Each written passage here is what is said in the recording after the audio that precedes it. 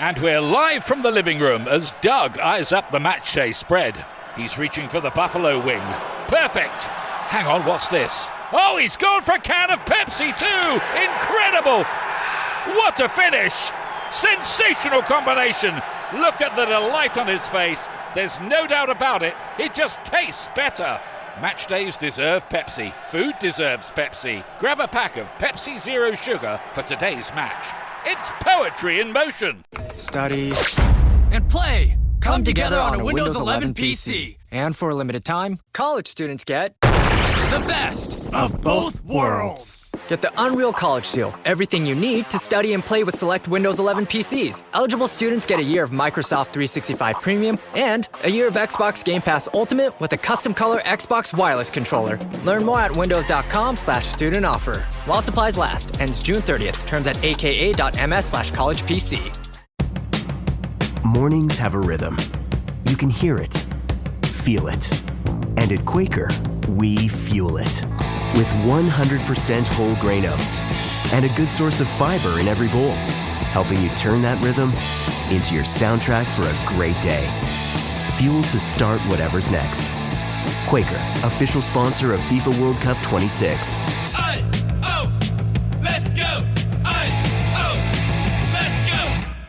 Hello, welcome to Ask Me Anything. Excited to be with you today. We are talking our Q&A topic for today. For this week is nutrition and healthy metabolism. So we're going to be doing a full Q&A on nutrition. So anything you've been curious about, or if you have any current questions, be sure to drop them in chat, because I'm going to be answering them live. I also have some questions you've submitted, so thank you so much for submitting questions live. We're going to be covering everything from GLP-1 support and fiber intake to creatine for your brain to eating out as a vegetarian, healing digestion, and how to hit your protein goals without overcomplicating your life. I'm also going to be covering questions from Instagram, my Facebook group, YouTube. There's a few questions in here I think are going to completely change the way you think about metabolism and healthy aging. So let's dive into it. Hey, I'm JJ Virgin, PhD dropout, sorry mom, turned 4-time New York Times bestselling author. As a certified nutrition specialist, fitness Hall of Famer, and globally recognized leader in health, I'm driven to keep asking the tough questions and use my podcast to simplify the science of health into actionable strategies that help you thrive. I'd also love to hear your thoughts on the show, and here's the fun part. When you send me your review, I'll reply to you using my on-demand virtual me. That's right, my team and I created a virtual JJ packed with my books, speeches, and wisdom so I can personally connect with you. Here's how you do it. Subscribe and leave an honest review of the podcast. Take a screenshot of your review. Text it to 813-565-2627. That's 813-565-2627. My virtual JJ will reply directly. And trust me, this will make your day. So subscribe now at subscribetojj.com and text me your review. Let's keep thriving together. This episode is brought to you by State Farm. You know those friends who support your preference for podcasts over music on road trips? That's the energy State Farm brings to insurance. With over 19,000 local agents, they help you find the coverage that fits your needs, so you can spend less time worrying about insurance and more time enjoying the ride. Download the State Farm app or go online at statefarm.com. Like a good neighbor, State Farm is there. If you've ever blasted synth beats from your boombox or burned CDs for your besties, this one's for you. As people get older, much like their music tastes, their health needs change. AG1 is the simple daily health drink designed to deliver over 75 essential daily nutrients and pre- and probiotics to support energy, digestion, and mood, so you can make the most out of every decade and dance break. Learn more at drinkag1.com. All right, first one came from Instagram. It's Christine Miller DeVito, and she says, where do I find the pre-cooked grass-fed beef, buy it sliced cold. I had this in a recipe, that's why she's saying this, that I mentioned for one of my lunch options. You can get that at Sprouts. I will tell you, you know I'm a road warrior. If you follow me at all, I travel about 70% of the time. I do not travel light. I'm not a carry-on gal because I have so many things I need to bring with me. So I know where Sprouts are all over the country, and it's one of the first things I do is get a fridge in any place I'm staying, and I get their sliced turkey and grass-fed beef. So that's one of my little hacks is they've got fresh grass-fed sliced beef. Amazing. Okay. She also says, I found that I can no longer tolerate onions, peppers, radishes, or celery. Do you have any suggestions on substitutions for these vegetables? I guess I would try to find out why you can't tolerate them anymore as my bigger question for you. I'm assuming I don't know if they're cooked or raw, so a lot of times cooking can fix everything. I don't like any of those things raw except for radishes. So first of all, I would check your gut and see what's going on there. This is where I really love either a tiny health test or a vibrant wellness gut test. So I would look at a gut test and see what the heck's going on. Then the next question is it okay if I substitute goat cheese for feta cheese? When I'm writing recipes, the way I write them is I want you to be the artist. So if I put goat cheese, of course you could do feta or vice versa. It's really for you, like if I put down that you're supposed to use grass-fed beef and you want to switch it to chicken, go wild. You know, you can switch things out, move things around however you want to do it. If you can't do onions, I'm assuming you probably can't do leeks, but you know, I'm trying to eat as many different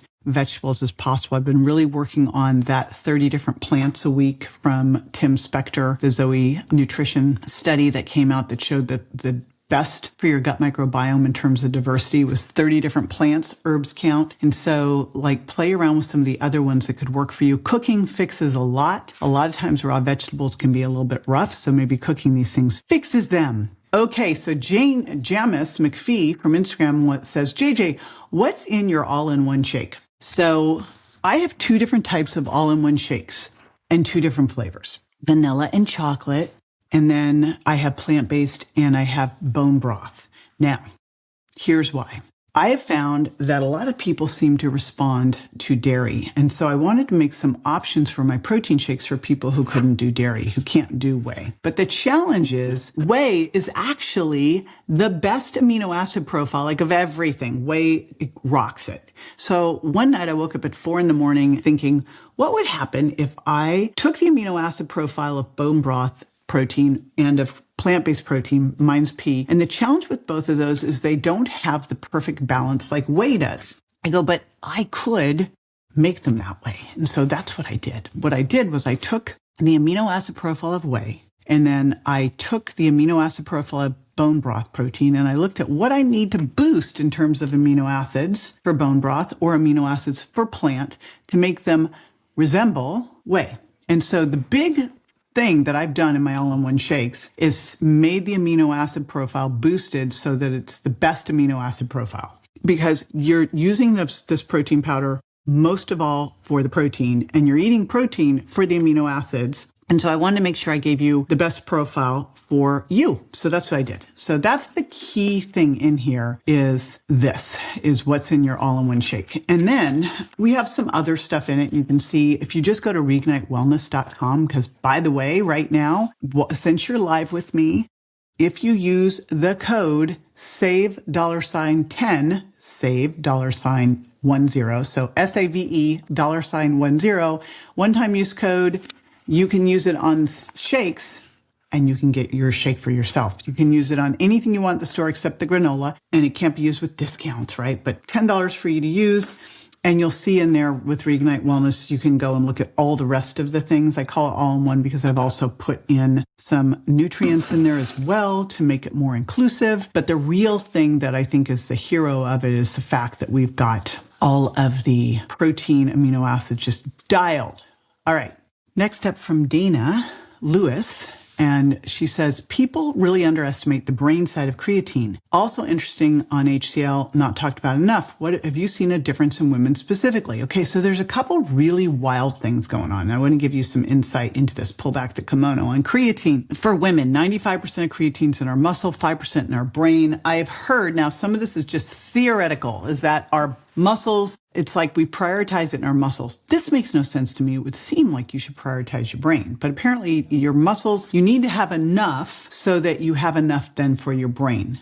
Now, we make a gram or two of creatine a day from amino acids, methionine, glycine, arginine. Turns out for your body to make that creatine it is the most expensive process we do in our body to do this using something called methylation. So it uses your B vitamins, your methyl donors to do this. It's very expensive. So things like B12 and SAMe, 5-methyl tetrahydrofolate are things that we use to methylate. This is the thing that taxes your methylation system the most. So if you're one of those people who's a poor methylator, has that 5-MTHFR SNP, like the last thing you want to have to do is have your body have to work harder to make creatine because you're not getting enough supplementally. Okay, so that's the first part. Our body makes a little bit. We should be getting it from food. You have to eat a pound of raw or rare meat or fish or 2 pounds of cooked animal protein to get about a gram of creatine. That is a ton. Like, I personally can eat that, but I think we're probably not getting that in, right? Can we agree? So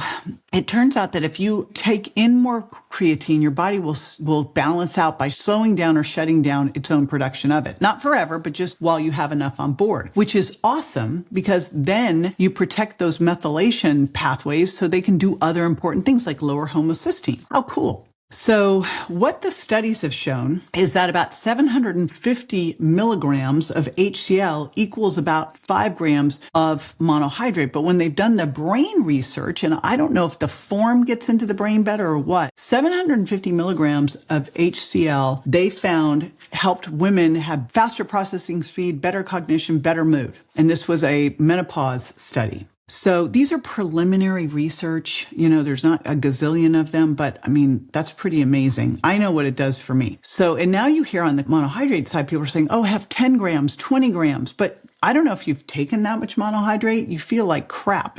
It's distressing to your GI, you bloat. The other thing I want to point out is I took HCl and I combined it with taurine. Why? Like creatine is your performance engine, right? Well, taurine's like a cooling and fluid system. It helps your body with cell hydration. So it's going to help with you not feeling that bloatiness thing going on, right? So we used to always do taurine and B6 to help people not retain water during their periods. So taurine's really good for that. We also brought magnesium in because magnesium's really the activator here. In fact, magnesium, the ATP, which is your energy source in your body, is really magnesium ATP. You need magnesium to make sure your body can actually use the creatine. So that's why I put HCl, creatine, and taurine together. There's no other product available that has that. I have the exclusive on it. So that is Sheatine. It is amazing. If your guys want to use it, just cover the S. It becomes Heatine. It's totally fine. But yes, so likely 750 milligrams is going to do you fine. I tend to use more, but I'm also 6 feet tall and I drive myself pretty darn hard. So between hard workouts, hard mental stress, I do tend to do at least 2 servings a day, sometimes more if I'm time zone adjusting. All right. So I've got from Kent, S8S, breakfast ideas for someone who can't eat dairy or eggs. Yes, that's why I made the shakes exactly how I made the shakes. Now we have a guide that has 50 plus recipes. We'll drop it into all of the different comments, but it's basically jjvirgin.com/smoothie guide. Spelled IE, smoothie guide, and 50 plus loaded protein smoothies. These are all dairy free and egg free. So remember, when I wrote the Virgin Diet, it's drop 7 foods, lose 7 pounds, just 7 days. I wrote it to help people uncover their hidden food intolerances. The most common and ones that can be very triggering for people with any kind of autoimmune disease are dairy and eggs, then of course gluten. And so the next question, should I avoid dairy if I have Hashimoto's? I certainly would. Autoimmune disease, I would be very careful. I'd basically follow the Virgin Diet, and that is pulling out gluten, of course, and then dairy and eggs, corn, soy, peanuts. Okay, so Lupe says, M. Grier says, I love your protein cheat sheet. Do you have one for carbs? So first of all, I'd love to know, do you want a protein cheat sheet or a carbohydrate cheat sheet? And we are creating, by the way, a menopause cheat sheet, or was thinking about it. So love to know if you would like either of those. But as far as cheat sheets, we're going to drop the protein cheat sheet for you on Instagram and Facebook so you can see what she's talking about. Here's the way to think about carbs. And this is the book I wrote called The Sugar Impact Diet. And I wrote this book to help you really uncover carbohydrates, understand them better, because all carbs are not created equal. There's a huge difference between a slightly ripe banana and banana chips, between a cooled and baked potato and French fries. And I know I'm stating the obvious. Between a blueberry and a raisin. I know they're different fruit, but I'm saying it because raisins are super condensed. Grapes are higher sugar, but raisins, oh my goodness, between an apple and apple juice, right? What we want to think of with carbs is to get the carbs that have the lowest sugar impact. How do I talk about sugar impact? Sugar impact is looking at your impact on blood sugar, your impact on insulin, how much fructose it has, and how much fiber it has, and how much nutrient density it has. Things with more nutrient density and fiber, better. Things that are more insulin raising or blood sugar raising, worse.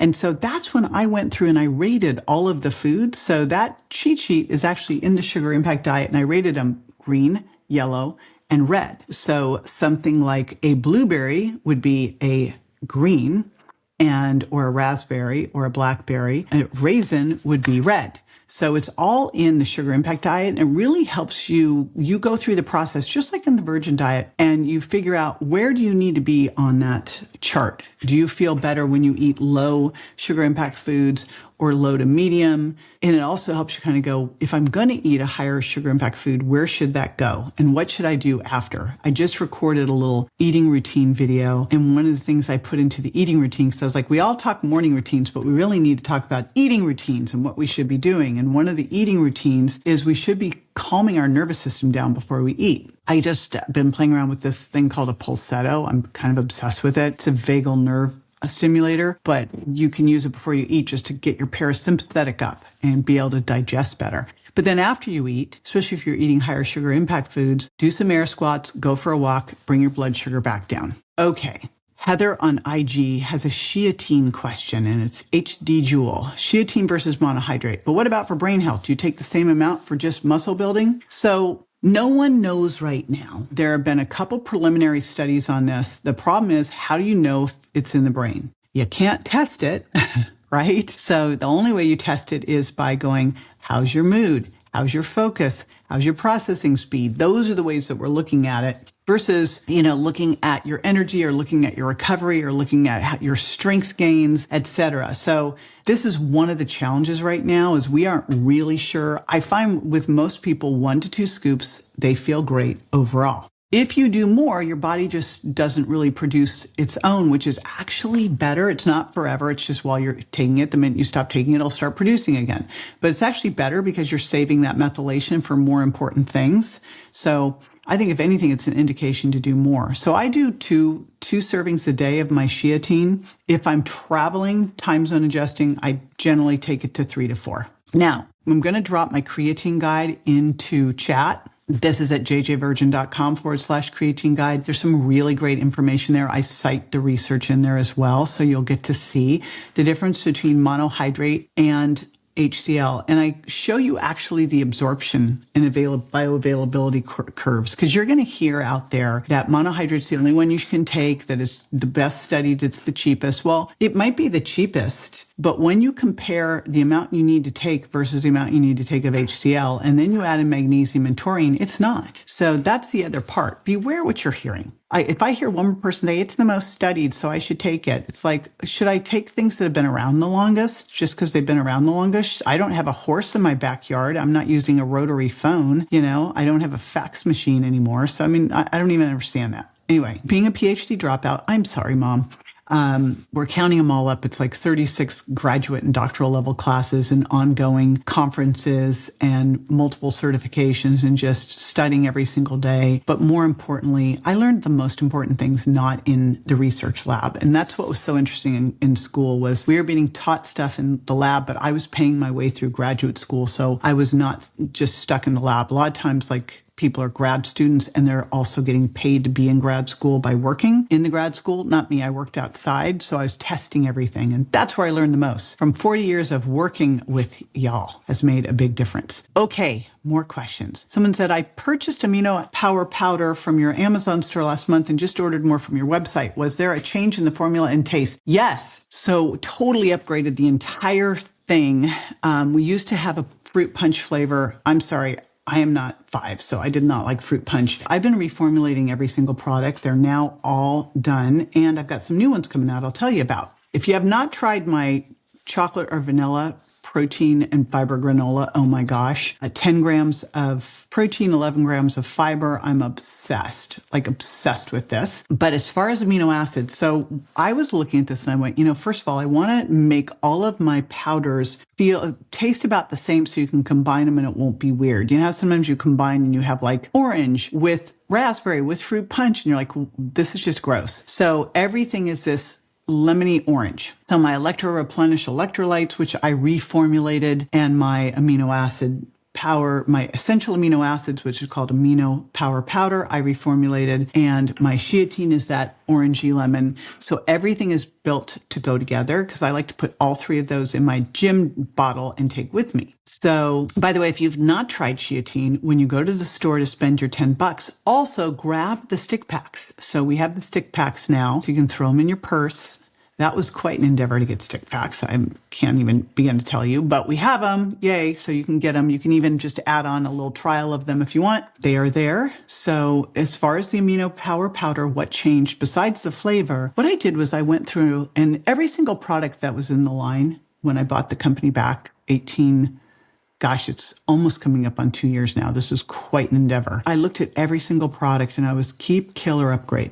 For the aminos, I knew I wanted to upgrade them because I'd been listening to a lot of amino acid information, and I really liked the information I heard from Dr. Robert Wolf and a bunch of the different protein researchers, and what they had in the NIH is the best blend for sarcopenia. So that's what I modeled. Made the most sense to me. And then, of course, making it taste citrusy lemon. The reality with amino acids is they taste like crap. They're the worst tasting things ever. And so getting them to not taste bad is its own little special feat. Okay.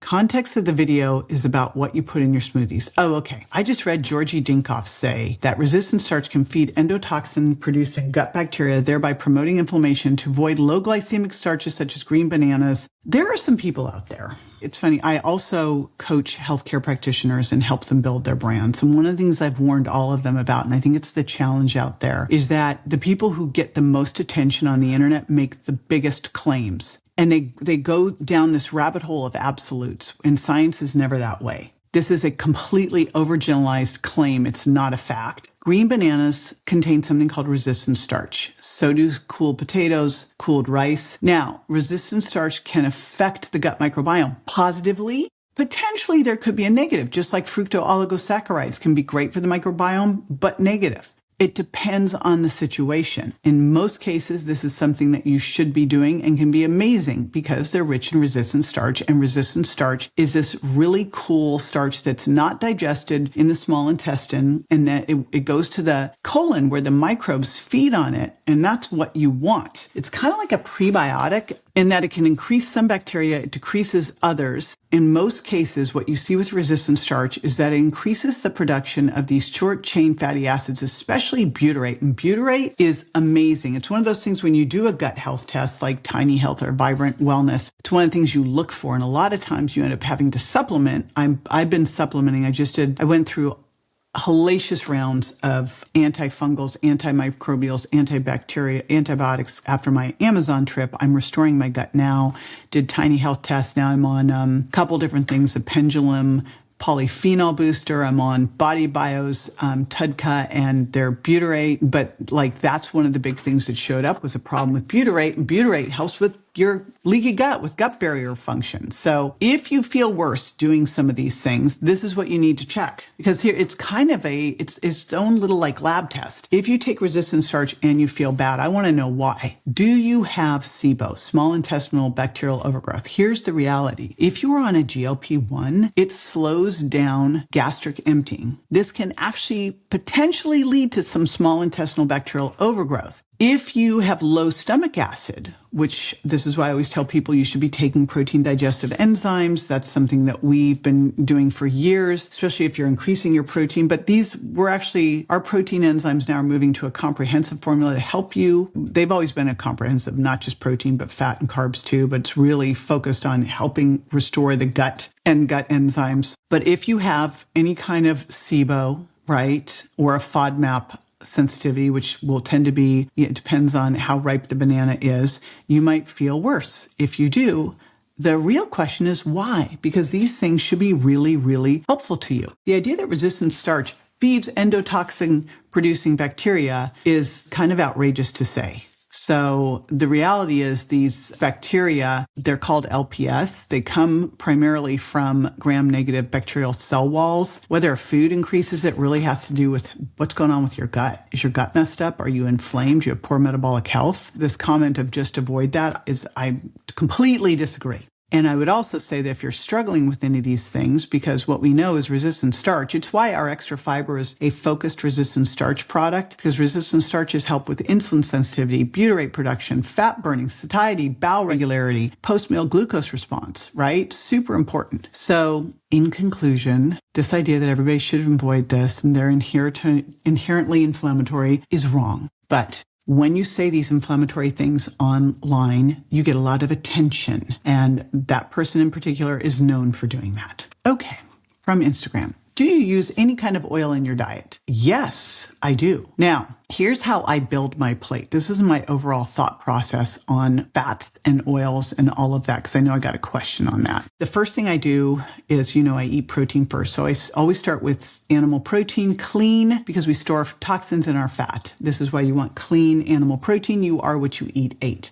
Then I use fats in cooking. Now, what fats do I use in cooking? I use extra virgin olive oil or avocado oil or ghee. Every once in a while, sesame oil, every once in a while, coconut oil. But those tend to be the ones I use the most. If I'm using other fats or getting other fats in my diet, it tends to be avocado, nuts and seeds.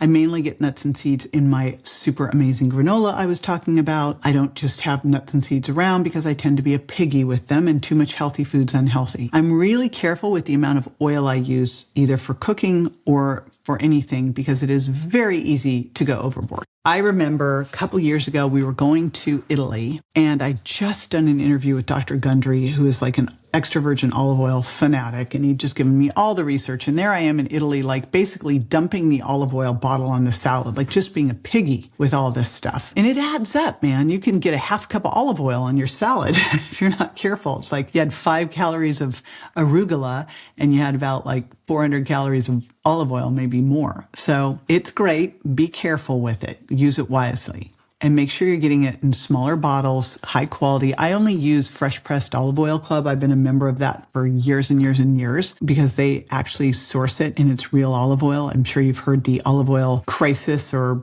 situation in the stores where a lot of the olive oil is cut with other stuff. Okay, what is sarcopenia? So sarcopenia is low muscle mass. There's also dynapenia, which is poor muscle quality. So what I'm really working on now, and I'm doing this with the Lindora clinics where I'm chief metabolic health officer, where you can go in and get a metabolic assessment where you look at your body composition. When you're looking at your body composition, you're looking at fat mass and fat-free mass. Basically, fat mass is fat, fat-free mass is everything else. From that fat-free mass, they're going to make a prediction equation of how much of it is skeletal muscle. It's a prediction. However, what we know is how much, it's going to be the thing that will shift probably as you start to shift, unless you're morbidly obese and you'll be losing the stuff that supports the fat. Some of that's fat-free mass. So what we need to do is combine fat-free mass information with muscle quality information. So in diagnosing sarcopenia, the things you would look at are really more muscle quality.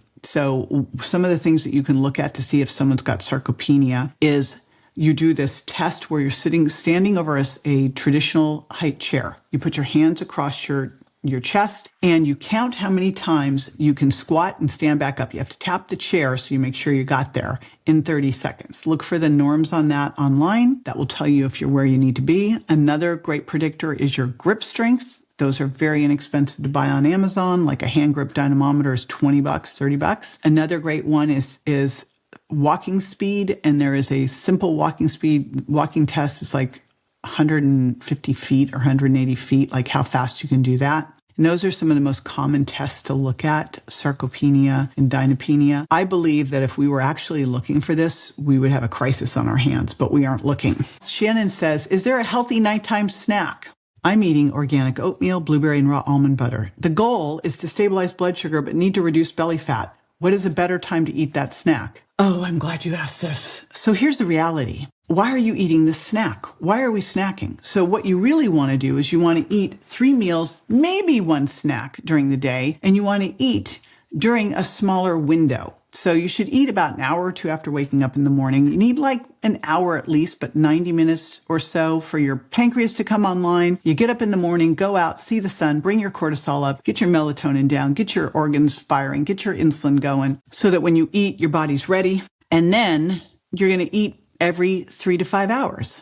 And so think about it. If you had breakfast around 8, maybe you have lunch around 12 or 1, dinner around 6, you want to stop eating 2 to 4 hours before bed. 2 hours is the minimum, longer is better. So the last thing you want to do is eat right before bed. That's the worst possible thing you can do. When you're sleeping, you should be sleeping, not digesting. If your stomach's full, you cannot raise growth hormones, so you don't want to do that. So you want to stop eating 2 to 4 hours before bed. You shouldn't be hungry if you're eating correctly, which means eating protein first, optimizing protein to 0.7 to 1 gram per pound of target body weight, at least 30 grams of animal protein, 40 grams of plant at a meal. You're getting in that 10 grams or more of fiber at that meal. You're getting in a lot of fluid before or after. If you're eating that way, you shouldn't be hungry. So maybe you've trained yourself to have that snack. I know that it used to be that people were like, you have to get up, eat breakfast, have a snack, eat lunch, have a snack, have dinner, have a snack. Oh my gosh, that's ridiculous. So stop eating a couple hours before bed. And if I'm going to eat a snack, I'd rather see a little protein hit snack. So I don't love the oatmeal, blueberry, and raw almond butter because that's basically fat and carbs. You don't kid yourself that almond butter is high protein. It's high fat. You can't be high and high. So you can either have high protein or high fat, but you can't have high protein, high fat. So almond butter is basically 90% fat, and oatmeal and blueberries are carbs. So this is a protein fat slam. So if you want to stabilize blood sugar, you actually don't need to eat to do that. Eat protein with fiber and you'll have good blood sugar control for a long period of time, right? Last thing you want to do is eat before you go to bed when your melatonin's up, your cortisol's down, your insulin production's down because you'll wake up with higher fasting blood sugar and mess that whole thing up. Okay, let's see. So a better time to eat that snack would be never. And the next better time would be between, breakfast and lunch or lunch and dinner, depending on what your timing is. So, and for some people, they need to eat 4 smaller meals a day. Sometimes it's 3 meals. Sometimes it's 2 meals. See what works the best for you. What are my tips for choosing meals out as a vegetarian? So I have a reel they're going to post on my tips for dining out. I always like to know why you're a vegetarian because the biggest issue with vegetarianism that I want you to check is to make sure that you have not developed a food sensitivity to dairy, eggs, or soy since you're going to be so reliant on them for protein. So I am not a big fan of that unless there's some reason because I see so many food intolerances happening because of it. So that would be my first question as to why are you doing that? If you are doing it, well, an egg and egg white omelet with some feta or goat cheese is my kind of go-to breakfast if I'm out somewhere. And that's an easy one. Or getting that's would be breakfast or lunch. And then I don't really eat soy, so I cannot speak to all of that. And I don't, and I pretty much stick with Greek style yogurt and I don't do those parfaits because they're covered with sugar. That is why I would look at and go, is there a way that we could look at maybe adding in something, a little fish, a little grass-fed beef, a little something in there to make it healthier? If it's religious, I get it. See if you can if they do anything like a salad that's got, nuts and eggs on it, and then maybe you could have a lentil soup with it. Of all of the legumes, I like the lentils the best because they have the highest protein count. Maybe you can have some feta or goat sprinkled on top of that. So just look at how you can add in your nuts and seeds, your cheese, your legumes, and your eggs to make this all work. The biggest challenge you're going to have here is it's really easy to go overloading on fat or overloading on carbs. And if there's something that you can get like an organic miso soup or something like that, great. Okay. Revan Scanto on IG says, I'm 45 and I'm not having any perimenopause symptoms. I feel great. Do lifestyle factors like diet affect how women experience this transition? There are so many things that experience how you have this transition. So first off, genetics are huge, probably the hugest. Now, I was adopted, so I had no clue. I had no information. So genetics are a big one. Lifestyle obviously is another huge one. Stress is a huge one. Like if I could go back and tell my younger self anything, it would be like incorporate great stress techniques way sooner. Like I would always focus on my sleep, but I trashed myself with stress. And going into perimenopause, your most important thing is to have a handle on that. Body fat's another one. And what's interesting is exercise can be enormously helpful here. Of course, diet enormously helpful. But if you're a little higher in body fat, you may have it a little easier because you're going to start producing hormones through your body fat and your adrenals. And so it's people who are really lean sometimes struggle worse, which sounds a little crazy, but it is what it is. Okay, next one. Patricia Mora just wants to know, does it matter if you use frozen fruits or vegetables? Actually, the reality is frozen fruits and vegetables can be amazing because they are picked at the peak of season. So they're picked at the peak and then frozen. So in a way, like, I don't know if you struggle with this at all, but I sure do. Like you buy something from the store and then all of a sudden you've got, it's like your berries, especially, you're like, there they are, they're nasty again. So what's great about frozen is you don't have that issue. Like you get in frozen and then they're perfect. So they're totally fine. One thing too to think about if you're putting greens in your smoothie is you may be better off, and you're just going to have to think, what you're going to have to really check into how you feel. But for some people, especially if you've got histamine issues, taking things like, or oxalate issues or lectin issues, sometimes, especially for oxalates, doing some of the greens and cooking them first and then refrigerating them and putting them in your smoothie can be way better. By the way, if you want access to any of my challenges or giveaways or free resources, my promotions, newest information I'm sharing, of course you do, right? Then go to my free Facebook lifestyle community because I post everything there first. And then the conversations we're having here, which we're doing on YouTube Live, we do over in the Facebook community. So I've got a question from my Facebook lifestyle community that says, what do you suggest for plant-based diet for protein? Have you published information on healthy plant-based diet lifestyle? Full disclosure, and I think you know this, I'm not a big fan. Like if you are doing a plant-based lifestyle for your spiritual, religious reasons, then we're going to work on what we need to do to make that the best, healthiest version of it. But if not, I think you are way better off incorporating in some animal protein. Now, having said that, in all of my cookbooks, Virgin Diet Cookbook, Sugar Impact Diet Cookbook, I have plant-based options as well. Ditto my shake. My shake is plant-based protein that's been optimized in its amino acid profile, which is super important. And then I would also tell you my amino power powder is really important for you. So I've got my cookbooks, I've got those things. Now, I've got meal plans in those programs for you. So in those books, in those programs, you've got recipes, you've got meal plans. There's another thing I want you to think about here for plant-based that you really want to consider, and that's making sure for plant-based, you know how I say 0.7 to 1 gram per pound of target body weight? I want you to go to the higher end because you're working on getting these essential amino acids that are not going to be in as good of a quality balance as you would get in plant or in animal. There's something called the digestible indispensable amino acid score, and this looks at how well your body can digest and utilize amino acids. And you look the score up and you will see that like dairy ranks the top, and then animal protein. And then we start to get down to plants. Soy is one of the higher, then pea, but then it goes really low down. You basically want things 100 or higher on the DIA score.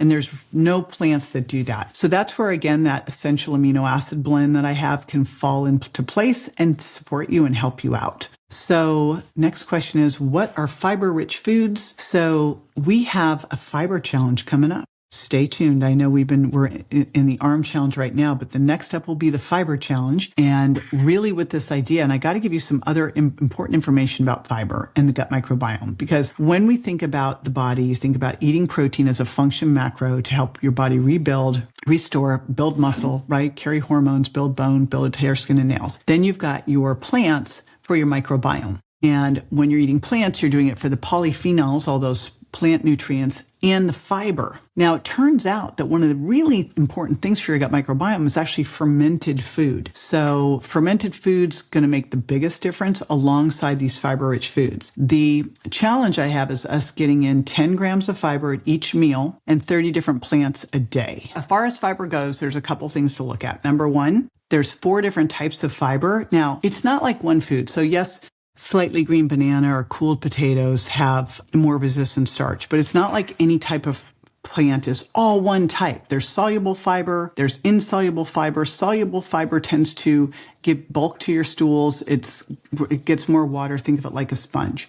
Insoluble helps move things along, improve transit time, kind of like scrubbing bubbles. Prebiotic fibers help feed the gut microbiome. They can be gassy too. And then resistant starch tends to resist digestion and go to the colon where it makes those short-chain fatty acids. So you want all of these things, and that's why we're going to do this challenge. And we do have a fiber guide. So all of that stuff will be coming. Watch, be in the community, especially be in the Facebook group community, and you will learn first about the free challenge coming up on fiber. But along with that question, there was how can we naturally increase our own body's GLP-1 with fiber? Now, here's the things. So your body produces GLP-1. We believe that a couple things may happen over time that get in the way of this. Number one, when you are more insulin resistant, you might not produce as much GLP-1, or, you might become more GLP-1 resistant. Your body's producing it, but your body's not reacting to it. Don't know which ones yet, but your body should be making GLP-1 in response to you eating fiber and protein. Those tend to be the things that cause the best GLP-1 response. It's a couple of minutes though. You release this thing and GLP-1's out and then it's gone. Exercise increases GLP-1 as well. Turns out there's a couple things here that can help. Pendulum's Akkermansia product can help get your body better at producing GLP-1. Probably helps something with the L cells that produce GLP-1. And then Calicarb and RX sugar both have been shown to release more GLP-1. Now, Calicarb does it for about 4 hours, which is amazing because most of these things are, again, transient, a couple of minutes. I'm not sure how long the RX sugar one hangs out, but I'm obsessed with RX sugar. They make these amazing syrups that are great to cook with or use for desserts, use for toppings. They have these GLP-1 gummies that you can take that will lower your blood sugar response to the meal. They have a brownie mix that's crazy good. And then they have their sugar, and I use their allulose sugar to cook with. So that's another thing that you can do. But again, with all of these things, it's going to be very different than taking a GLP-1, because a GLP-1 doesn't stay around for a couple minutes. It stays around for days. And that's the difference. And that's why this thing is working so well. And the big thing, if you are taking a GLP-1, is just ideally you're fixing all these other things in the background, like repairing your gut. That's where that Akkermansia from Pendulum could come in. Getting the fiber and protein on board. So you're actually getting natural satiety happening. Improving your body composition with doing resistance training, adding in things like creatine and yolked and amino power powder, and then using the least amount of that GLP-1 you need to kind of cut the food noise down, reduce the inflammation, improve insulin sensitivity. So there was a question here about how to calculate how much fiber your body actually needs. And to be honest, I've never seen anything around this. I don't believe anything like this exists. And again, that recent research that was really looking at gut microbiome diversity, which is the key thing here, found that 30 different plants, but also eating, the biggest thing that made the difference was fermented food, and then 30 different plants, and then about 30 grams of fiber for women, 40 grams for men. I would bump that up to about 40 to 50 grams of fiber, but not overnight, over time. I've created the extra fiber product that I use in smoothies and add to things purely because it's richer in resistant starch, and I figure most people are not doing bananas, potatoes, and rice. And not only that, slightly green bananas, cooled potatoes, cooled rice. And so it tends to be one we don't get as much in our diet. And then I have my granola that is an easy way for you to get that 10-gram hit, because again, 11 grams of fiber in it. It's delicious, in just 100 calories and 10 grams of protein. It's really fabulous. Should I eat even if I'm not hungry to meet my protein goals? I would wonder why if your satiety signals are off, are you on a GLP-1? If you are not meeting your protein goals, what I would say is you need to make sure you're meeting your overall, if you're trying to lose body fat, we don't want to go down more than say 20 to 25% off of your daily calories. Like I don't go into too much caloric restriction. Monitor your body composition to ensure you're able to hold on to muscle while losing fat. And then use amino acids, the amino power powder, to make sure you're keeping your protein levels up.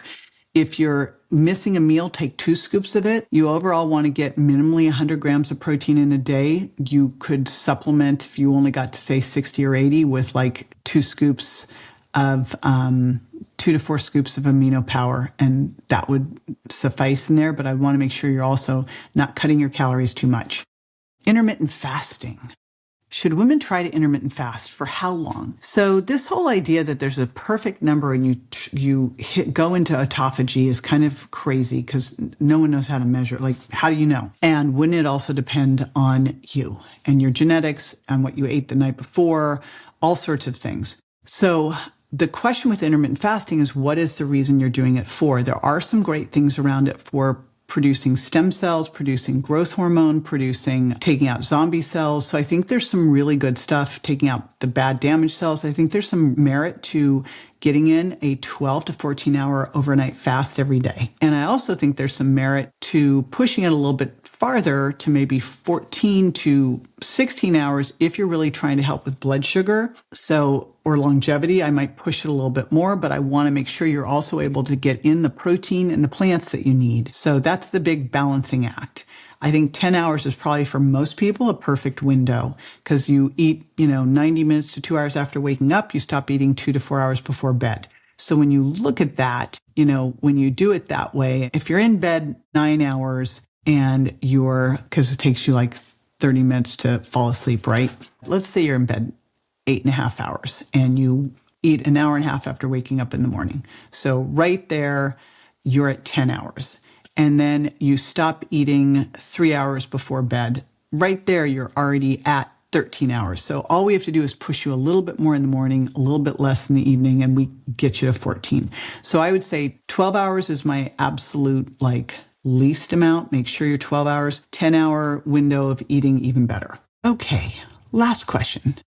How can I gain weight from food sensitivities along with many chronic illnesses so you're trying to gain weight. Well, I don't know what's all going on with chronic illnesses. Whenever I hear high food sensitivities, I want to see what's going on with your gut and also check you for celiac. So I would go get a really good gut test and see what's going on with your gut. If you've got really severe leaky gut, then you are going to need to work on healing that gut. Things like bone broth protein can be amazing there. If you're looking to gain weight, you want to make sure that you're gaining the right weight. You're not just putting on a bunch of body fat, right? So I would look at using yoked product. That's that product I have on my website at reignitewellness.com. You can use your $10 coupon for that, by the way, too. And I would double that dose. That was the dose they used for sarcopenia, was a double dose. I would use that. I would use my protein shake. I would be using collagen. And the reason I'd be using my bone broth and the collagen is really they're great for gut healing, but I'd really dig in with a good GI doc and see what's going on with your gut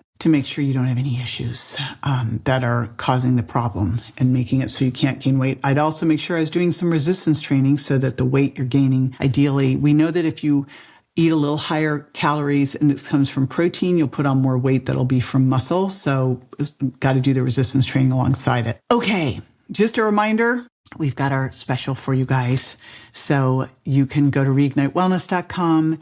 You can use save 10 and it's save the $10, and you save $10 on supplements and shakes. Hopefully you're seeing that a healthy metabolism is not like being perfect or restricting, right? It's really giving your body the right inputs consistently. It's getting a B+ over time. And if you found this helpful, be sure to subscribe. It helps so much. And also, if you can share it with someone who needs it, that would be super helpful too. If you're not in my Facebook community, it's JJ Virgin Lifestyle Community. That will get first access. I know we have our fiber challenge coming right up. And as always, keep focusing on building muscle, supporting your metabolism, and aging powerfully. I'll see you next time. Be sure to join me next time for more tools, tips, and techniques you can use to look and feel your best and be built to last. Also, I'd love to connect with you and hear your thoughts on the podcast. Here's how. First, subscribe to the podcast and leave an honest review. Second, take a screenshot of your review. And third, text it to 813-565-2627. That's 813-565-2627.